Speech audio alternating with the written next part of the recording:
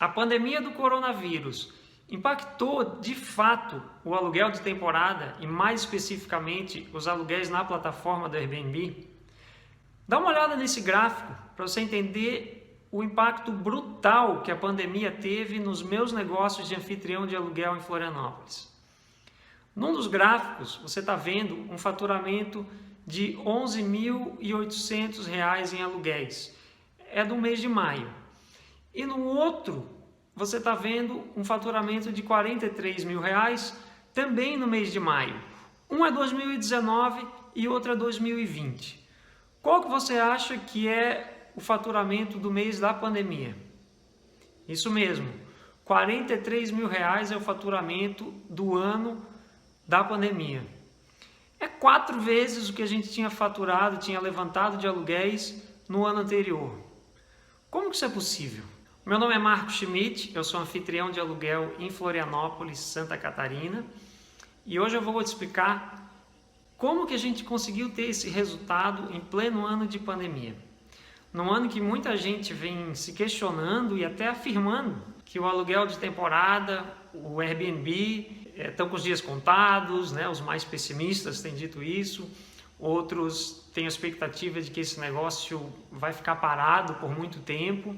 E como é que a gente conseguiu crescer tanto o nosso faturamento? Tem 2 motivos principais, e aqui eu preciso explicar um primeiro fator. O primeiro fator é que a gente, de um ano para o outro, aumentou o nosso número de propriedades. Ou seja, um negócio que cresce ao longo do tempo, sustentavelmente, de forma consistente, obviamente vai ter melhores resultados de um ano para o outro. Então eu aumentei o número de propriedades de 2019 para o ano de 2020. Daí é fácil, né? Com mais propriedades, obviamente que você vai ter mais faturamento. Mas não é só isso. Se eu pegar a minha média de faturamento de aluguel por propriedade, de 2019 para 2020, esse aumento foi de 56%. Ou seja, uma propriedade que ano passado teria rendido R$ 1.000, esse ano rendeu R$ 1.560 no mês de maio. Ou seja, eu cresci o faturamento também por propriedade. Como que isso aconteceu? Aí vem o segundo fator aqui que vai entrar especificamente na estratégia que a gente usou para abocanhar uma fatia de mercado que foi criada com a pandemia. A pandemia gerou uma oportunidade. Qual é essa oportunidade? É um fenômeno mundial para o aluguel de temporada, também para o Airbnb, que existe um número maior de estadias mais longas. E esse fenômeno começou a se desenhar já no fim de abril para o começo de maio. Tanto que o Airbnb criou uma aba específica no site do Airbnb para anunciar imóveis aptos a receber estadias mais longas. O que são essas estadias? São estadias de 30 noites, 28 noites ou mais, na realidade. E a gente usa 30 dias como referência porque para pensar num mês, né? Mas no site, na verdade, é 28 noites. O que a gente precisou fazer? A gente precisou se adaptar rápido a esse mercado. A estratégia para poder ter esse resultado, qual foi? Primeiro, a gente adaptou os anúncios, né? Então, a gente criou descontos para estadias de 28 noites ou mais. A gente está trabalhando com 35% no nosso mercado, nos nossos anúncios. Esse percentual, cada um vai definir de acordo com a realidade do seu mercado. Qual foi o primeiro passo? O que a gente teve que fazer primeiro? A gente teve que falar com os nossos proprietários, nossos clientes proprietários. Então, a gente, como administrador de Airbnb, né, como anfitrião de aluguel, a gente tem que zelar pelo interesse do proprietário também. Puxou uma conversa, trouxe a realidade de mercado para cada um dos nossos clientes, demonstrou que, de fato, a demanda por aluguel de temporada estava mais baixa naquele momento e continua mais baixa, e que a gente precisava se adaptar para abocanhar a demanda que existia, né? Aquela demanda, tem menos gente procurando, a gente tem que dar um jeito de pegar essas pessoas, né? Capturar essas pessoas que estão buscando uma estadia para passar um tempo de férias. E aqui vem já um dos pulos do gato. Na verdade, esse público, em grande parte, são pessoas que estavam procurando por um lugar para ficar durante a pandemia, um lugar diferente de casa. Então, muitos desses hóspedes, eles são até da própria região onde os imóveis estão localizados, no nosso caso específico aqui da Grande Florianópolis. Mas também teve gente que veio de fora, que veio de estados vizinhos, porque a pessoa trabalha em casa, home office, em vez de eu ficar em casa, trancado lá no meu apartamento, eu vou para um local mais legal, com boa internet, uma máquina de lavar roupa, com uma cozinha montada, onde eu vou poder trabalhar num ambiente diferente. Ou famílias que moram em espaços pequenos, apertados, que têm filhos e que de repente escolheram alugar uma casa por um período mais longo para passar esse período de isolamento. Como é que a gente conversou com os nossos clientes proprietários? A gente explicou essa realidade, que isso era uma tendência que realmente estava se desenhando para acontecer. O Airbnb mesmo já estava se adaptando para isso e anunciando que isso era uma tendência que estava se desenhando. Então a gente explicou isso para os proprietários e aí começou a pensar em valor. Tá, vamos pensar o seguinte, no aluguel de curta duração a gente pensa muito no valor de diária. A partir do momento que eu estou tratando de um aluguel mais longo, de 28 noites, 30 noites, 45 noites, 60, aí eu tenho que começar a pensar nos valores mensais. Quais são os meus custos? Essa foi a pergunta que eu fiz para o proprietário. Quais são os seus custos fixos mensais para manter esse apartamento? Aí a gente começou a listar condomínio, IPTU, energia, água, gás, internet, listamos todos os custos. E aí, vamos dizer que a gente chegou num número lá de R$ 1.200. Aí fiz outra pergunta para o proprietário, tá, o seu custo mensal é R$ 1.200. O que você prefere? Deixar o apartamento vazio ou recuperar pelo menos esses R$ 1.200?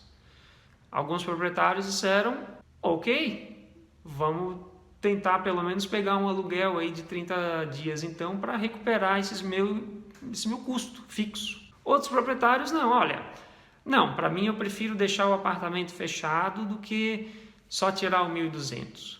Aí eu fiz uma segunda pergunta, tá, então a partir de que valor, levando em consideração que a gente vai estar fechando um aluguel de 30 dias em vez de só algumas noites, e que o momento é de demanda baixa, que a gente está no meio de uma pandemia. Maio, junho em Florianópolis é baixa temporada, talvez no mercado onde você está não seja, mas com a pandemia tudo virou baixa temporada naquele momento e de certa forma ainda se aplica agora, né? A gente ainda está no momento de demanda fraca. Então assim, levando isso tudo em consideração, quanto que o senhor ou a senhora imagina que seria o mínimo necessário para valer a pena a gente alugar o seu imóvel, se não é esse 1.200? Aí a gente começou a chegar em outros números, vamos dizer 1.500. Não, 1.500. 1.500 líquido para mim tá legal. Eu aceito alugar por 30 noites. Aí eu peguei aquele 1.500 e comecei a fazer o cálculo inverso. Tá, então desse 1.500 eu tenho que acrescentar a taxa de 3% da Airbnb, depois eu vou acrescentar a minha comissão, né, a minha taxa de prestação de serviço de anfitrião de aluguel. E depois de eu acrescentar essas duas taxas, esses dois percentuais, eu tenho que acrescentar o desconto que eu vou dar, né? Então, se eu vou dar um desconto de 35%, eu tenho que adicionar isso aí a esse valor de 1.500 mais a taxa do Airbnb, mais a comissão, mais o que vai ser o desconto que eu vou dar. Aí eu vou chegar no valor bruto. Desse valor bruto, eu vou dividir por 30 e aí eu vou chegar no valor de diária, né? Que eu vou poder trabalhar de forma que se eu der o desconto de 35% para uma estadia mais longa, eu vou chegar ao 1.500 líquido que aquele proprietário queria para ele. Na descrição do vídeo, eu vou colocar esse cálculo ali detalhado, como é que funciona, para ficar mais fácil para você se referenciar depois, com exemplo e tudo mais, para você entender melhor a matemática, se ela não está fazendo muito sentido. Com isso, a gente conseguiu chegar a valor de diárias bastante competitivos, a gente configurou no site do Airbnb o desconto para estadias mais longas. A gente adaptou alguns anúncios explicando que, principalmente os que tinham área externa, né, os que tinham sacada legal ou coberturas, que tinham terraços, casas, a gente deu uma adaptada na descrição do anúncio para valorizar essas áreas externas, que é algo que as pessoas hoje estão buscando, né, um espaço privativo onde elas possam ir para a rua e pegar um sol, respirar um ar fresco, né? Então, a gente fez essa adaptação do anúncio e muito importante também, nos imóveis que estavam dentro de condomínios, a gente fez questão de pedir para o proprietário para perguntar para o síndico, perguntar para o condomínio se não teria nenhum problema de continuar alugando durante a pandemia, se o condomínio não tinha criado nenhuma restrição. E finalmente outro ponto de adaptação do anúncio que foi bem importante foi a internet. Muita gente vindo trabalhar em casa, né? Esse era o perfil, como eu já expliquei antes. Então, os anúncios que tinham internet mais lenta, a gente conversou com o proprietário para fazer um upgrade, para melhorar aí para pelo menos 60 mega, 60, 120, 200 mega, mas pelo menos 60, para poder atender melhor esse público. E foi essa a estratégia. Foi uma estratégia que a gente, logo na última semana de abril, a gente começou a implementar. E o resultado em maio é o que eu mostrei para vocês ali anteriormente. A gente, de um ano para o outro, a gente quadruplicou o nosso faturamento total em função de uma estratégia que foi aplicada.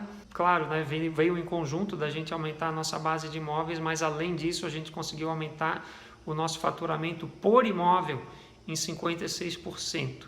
Numa época em que estava todo mundo dizendo que acabou o aluguel de temporada, esquece o Airbnb por enquanto, talvez só daqui a uns 3 meses. E a gente está fechando junho agora, não tenho todos os dados ainda, mas junho a gente tem uma expectativa aí de aumentar o nosso faturamento por propriedade em pelo menos 10%. Então, ambos os meses foram meses bem positivos e melhores em 2020 do que foram em 2019. Espero que você tenha gostado desse conteúdo. Essa técnica, essa tática, ela continua funcionando, tá? A gente continua recebendo um volume muito grande, mais de 80% das nossas reservas são reservas de mais de 30 noites nesse momento, inclusive para o mês de julho e já com perspectivas parecidas para o mês de agosto. Então eu recomendo que você aplique essa tática já nos seus negócios, nos seus anúncios, que eu tenho certeza que você vai ter resultado nesse momento. Funcionou muito bem aqui, a gente está vendo que isso está funcionando não só na nossa região, mas está funcionando em outras regiões do Brasil e em outros países do mundo. Essa é uma tendência na Europa, nos Estados Unidos, em todas as regiões que trabalham com Airbnb, tá? Essa era a dica de hoje, espero que você tenha gostado e até a próxima estadia. Valeu, anfitrião!